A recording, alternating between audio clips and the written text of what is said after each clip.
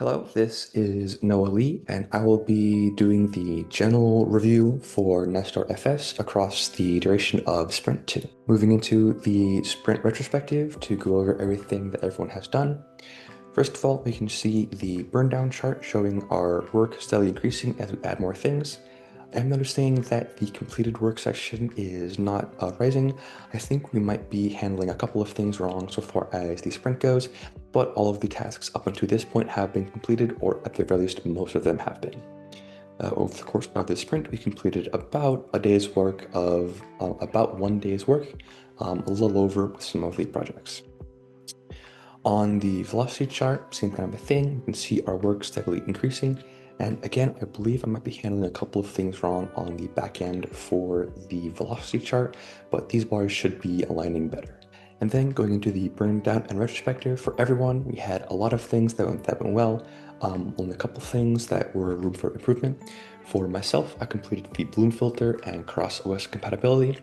Joel completed a scripture function for the application itself. Diego was working on bridging the gap between Java and Python code, along with Jupyter notebooks into more simple Python.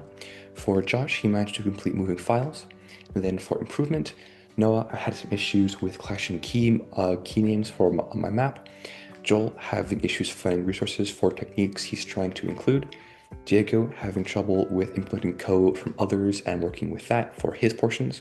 And then for Josh, having issues with compiling code and then running it with instead. I believe he mentioned that was primarily an issue with his Visual Studio rather than a problem with the app itself. Moving on to a breakdown of labor. Across this sprint, we estimated a little under 2 days work total time, and we completed just over a day and a half of work. For Joel, had issues completing Mascot and Clear UI, did finish the scripture button and work scanner. For Diego, had issues moving the interactions within all users. However, he did complete the Python, the Jupyter notebooks to Python, and the Python and Java bridge. For myself, I had issues completing debloating and file shredding. However, I was able to complete the hash-based virus scanning and cross-OS compatibility. Finally, Joshua had issues with Joel running his code from the UI, and he did complete moving files, reverting changes, and history of changes that were logged. Moving on to impediments, we had a couple of issues across the group. For Diego, he had trouble getting in touch with the other members to get his parts of the code working with ours. For an action, he'll be communicating with us more to get that bridge completed. For myself, I had issues with shredding and debloating. The primary reason was choice paralysis for method of shredding and an unclear method for approach and debloating. For pursuing that, I'll be looking into shredding and deletion options and investigating ways that we can handle post-computer imaging for removing software debloat. Joel had errors with the scan button, and we'll look into confirming that everything is functioning, and we'll bridge between the different languages if applicable.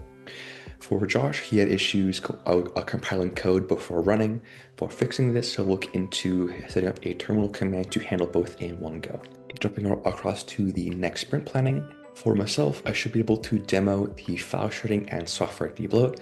Josh should be able to run the organizer from a UI, Diego handling the fully working classifiers.